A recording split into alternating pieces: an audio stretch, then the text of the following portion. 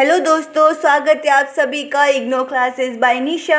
आज के इस वीडियो में हम डिस्कशन करेंगे BPCS 187 यानी कि मैनेजिंग ह्यूमन रिसोर्सेज के कुछ ऐसे इंपॉर्टेंट क्वेश्चंस के बारे में डिस्कशन करेंगे जो कि 5 या 6 साल में जो ऐसे क्वेश्चन जो एग्जाम में ज़्यादातर रिपीटेड क्वेश्चन से मतलब ऐसे क्वेश्चन जो एग्जाम में घुमा फिरा कर वही क्वेश्चन जो पूछे जाते हैं वही क्वेश्चन मैं आपके लिए लेके आई इस वीडियो के अंदर, जो कि BPCS 187 के लिए मोस्ट इंपॉर्टेंट क्वेश्चन है। क्वेश्चन नंबर फर्स्ट देखते हैं। Explain the nature, scopes, objectives and function of human resource development. इसमें आपको एक्सप्लेन करना है नेचर और इसका स्कोप, ऑब्जेक्टिव एंड फंक्शन किसका, ह्यूमन रिसोर्स डेवलपमेंट का। ये मोस्ट से भी मोस्ट इंपॉर्टेंट क्वेश्चन है।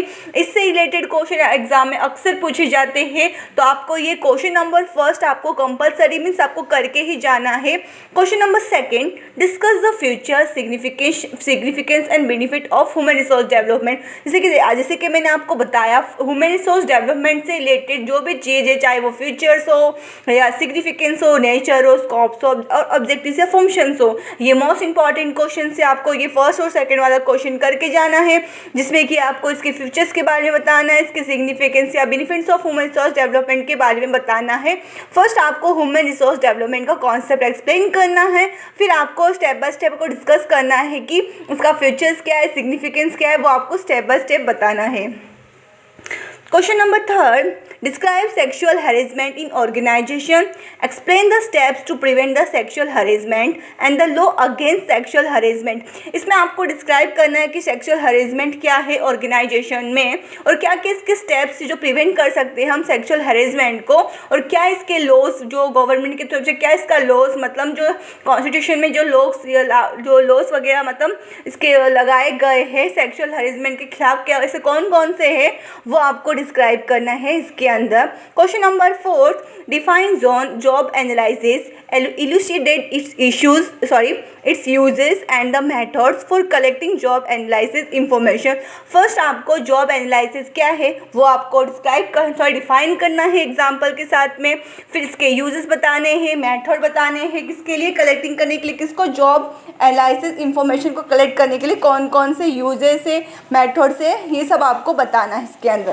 Question number fifth, elucidate the meaning and nature of performance appraisal, explain the modern methods of performance appraisal। इसमें आपको मीनिंग बताना है किसकी, परफॉर्मेंस अप्रेशल की, फिर इसका नेचर क्या है वो बताना है, और क्या इसका मॉडर्न मेथड है किसका, परफॉर्मेंस ऑफ अप्रेशल का, ये आपको बताना है। ये भी मोस्ट इंपॉर्टेंट क्वेश्चन है, इससे रिलेटेड भी एग्जाम में ज़्यादातर एग्जाम में पूछे जाते हैं, तो आपको ये करके जाना है। हर साल एग्जाम में ये क्वेश्चन पूछा जाता ही है। फिर question number 6, explain the concept and categories of employment engagement and modern. इसमें आपको फर्स्ट एक्सप्लेन करना है कॉन्सेप्ट और कैटेगरीज किसका, एम्प्लॉयमेंट इंगेजमेंट का, और इसका मॉडल्स क्या है वो आपको बताना है। कॉन्सेप्ट एक्सप्लेन करना है एम्प्लॉयमेंट एंगेज का, उसका मॉडल्स एक्सप्लेन करना है, इसकी कैटेगरीज एक्सप्लेन करना है किसका, एम्प्लॉयमेंट इंगेजमेंट का। Question number seventh, discuss the different strategy to reduce the employment turnover and ensure employee retentions। आपको डिस्क्राइब करना है क्या क्या डिफरेंट टाइप्स की स्ट्रेटजी जो रिड्यूस करने के लिए मदद करती है किसको, एम्प्लॉय टर्नर को, क्या क्या इसकी एंश्योर एम्प्लॉय रेटेंशन है, ये आपको डिस्कस करना है। Question number 8, describe the nature, approaches and process of employing counselling. इसमें आपको डिस्क्राइब करना है फर्स्ट आपको एम्प्लॉइंग काउंसलिंग क्या है इसका कॉन्सेप्ट एक्सप्लेन करना है, फिर आपको इसका नेचर बताना है, इसके अप्रोचेस बताने हैं, क्या क्या प्रोसेस है किसके एम्प्लॉय काउंसलिंग के, ये आपको स्टेप बाय स्टेप बताना है। नेचर, अप्रोचेस, प्रोसेस किसके, एम्प्लॉय काउंसलिंग के, विद एग्जाम्पल्स के साथ में आपको एक्सप्लेन करना है। Question number 9, define corporate social responsibility, explain the type significance of corporate social responsibility. आपको फर्स्ट आपको बताना है कि कॉर्पोरेट सोशल रिस्पॉन्सिबिलिटी क्या है, आपको एग्जाम्पल के साथ में एक्सप्लेन करना है। कम से कम आप 1 पेज पे लिखोगे तो भी चलेगा। कवर करने की कोशिश करना है कि आप अपने आंसर्स में एग्जाम में कम से कम 4 पेजेस आप कवर कर सको। 3 या 4 पेज आपको मिनिमम कवर करने की कोशिश करनी है। अगर 4 नहीं होता तो कम से कम आप 3 पेजेस के आंसर लिखने की कोशिश करनी है। फिर आपको ये डिफाइन कर दिया आपने कॉर्पोरेट सोशल रेस्पॉन्सिबिलिटी। फिर आपको टाइप्स बताने इसके कौन कौन से, किसके, कॉर्पोरेट सोशल रेस्पॉन्सिबिलिटी के। फिर क्या इसकी सिग्निफिकेंस है कॉर्पोरेट सोशल रेस्पॉन्सिबिलिटी की, ये आपको रिटर्न में बताना है। फिर आपको ये सारे स्टेप्स को आपको एग्जाम्पल्स के साथ में बताने की कोशिश करनी है। फिर आपको लास्ट में कंक्लूजन लिखना है। मतलब अगर आप ऐसे स्टेप से लिखोगे तो आप इजीली 3 पेजेस या 4 पेजेस कवर कर पाओगे, जिसमें कि आपने फर्स्ट इसमें इंट्रोडक्शन बताया कि कॉर्पोरेट सोशल रेस्पॉन्सिबिलिटी क्या है, जिसमें आपने कम 5, 6, 7, 10 लाइन्स आपने इजीली कवर कर लिया और साथ में आपने एग्जाम्पल्स भी दिए हैं। मतलब इजीली आपका 1 पेज तो कवर हो ही रहा है, साथ में आपने कुछ डायग्राम या फ्लो चार्ट्स वगैरह भी ऐड कर दिया। फिर सेकंड पेज में आपने टाइप्स बता दिया जो कि 1 पेज से कवर हो गया। फिर थर्ड पेज में आपने सिग्निफिकेंस बता दिया और फोर्थ में आपने कंक्लूजन लिख दिया। मतलब कितने इजीली आपने 4 पेज कवर कर लिया है। तो आपको अपने ऐसे ही अपने आंसर्स को प्रेजेंट करने की कोशिश करना है। जैसे कि इसमें मैंने बताया कि फर्स्ट क्वेश्चन, सेकंड क्वेश्चन और 6th क्वेश्चन और 5th क्वेश्चन, ये क्या है, मोस्ट इंपॉर्टेंट क्वेश्चन है, इससे रिलेटेड एग्जाम में पूछे जाते हैं। तो देखा जाए तो ये सारे क्वेश्चन ही इंपॉर्टेंट क्वेश्चन हैं। 10th, explain the importance of selection, describe the technique of selection. इसमें आपको बताना है कि क्या इंपॉर्टेंस है सिलेक्शन का।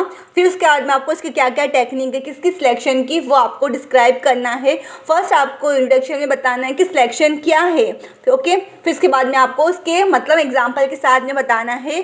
फिर आपको इसके इंपॉर्टेंस बताने हैं। फिर इसकी टेक्निक्स क्या है वो आपको बताना है किसके, सिलेक्शन की। आपको ऐसे स्टेप बाय स्टेप्स लिखना है। Question number 11th, explain the assessment of designing and implementation and development programme. इसमें आपको बताना है कि असेसमेंट ऑफ डिजाइनिंग क्या है, इम्प्लीमेंटेशन क्या है और डेवलपमेंट प्रोग्राम क्या है। ये आपको स्टेप बाय स्टेप आपको एक्सप्लेन करना है। Assessment of designing, implementation and development programme, ये आपको एक्सप्लेन करना है, विद एग्जाम्पल के साथ एक्सप्लेन करना है। हो सके तो आपको इसमें डायग्राम या फ्लो चार्ट डालने की कोशिश करना है। Question number 12th, define accident, explain is causes, describe the ways of preventing accidents. इसमें आपको बताना है कि एक्सीडेंट्स क्या है और क्या क्या एग्जांपल्स हो सकते हैं एक्सीडेंट्स के, वो आपको बताना है। फिर इसके क्या कॉजेज है, क्या इसके मतलब किस तरह अपन एक्सीडेंट्स को प्रिवेंट कर सकते हैं, कैसी चीज़ से बच सकते हैं, वो आपको इसमें क्या है डिस्क्राइब करना है। स्टेप बाय स्टेप करना, एग्जाम्पल्स आपको डालना है। एक्सीडेंट से रिलेटेड आपको ऐसे बहुत सारे डायग्राम्स या एग्जाम्पल्स ये सब आपको मिल जाएगा। आप इजिली कॉमिक करोगे तो आपको स्टेप एक्सीडेंट से रिलेटेड ऐसे बहुत सारे एग्जाम्पल्स आपको मिल जाएंगे। Question number 13, illustrate the meaning of workplace diversity, describe the Hofstede's models of culture dimension. First आपको मीनिंग बताना है वर्कप्लेस डाइवर्सिटी का।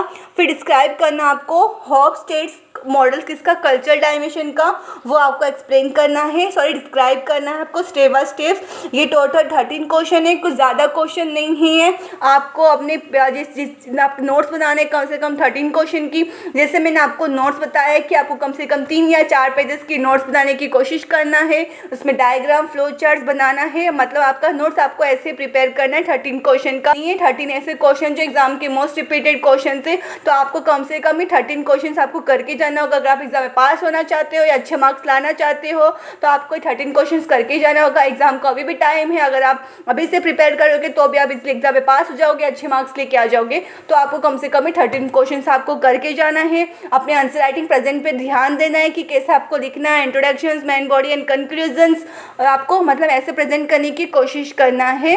ठीक है, 13 क्वेश्चन है। जो फर्स्ट क्वेश्चन मैंने आपको बताया, फर्स्ट, सेकंड और 5th क्वेश्चन जो बताया वो मोस्ट इंपॉर्टेंट क्वेश्चन है। फर्स्ट क्वेश्चन आपको एग्जाम में करके ही जाना है, चाहे आपको स्किप 13 क्वेश्चन में आप कोई भी स्किप कर दो, पर आपको फर्स्ट क्वेश्चन आपको करके जाना ही है, क्योंकि 20 मार्क्स का क्वेश्चन है एक, जिससे आप इजीली कुछ मार्क्स स्कोर कर पाओगे। तो आपको फर्स्ट क्वेश्चन करके जाना है। तो 13 क्वेश्चन आपको कोशिश करना है कि आप पूरे 13 क्वेश्चन करके जाओ।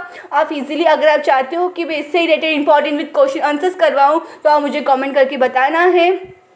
और किसी चीज़ से रिलेटेड आपको इंपॉर्टेंट क्वेश्चन चाहिए, कोई चैप्टर का एक्सप्लेनेशन चाहिए, कोई प्रीवियस क्वेश्चन पेपर चाहिए, तो आप मुझे कमेंट करके बता सकते हो। अगर आपको ये मेरा वीडियो अच्छा लगा हो तो प्लीज़ लाइक करना है और ज़्यादा से ज़्यादा शेयर करना है और प्लीज़ सब्सक्राइब करना नहीं भूलना है। Thank you for watching our video.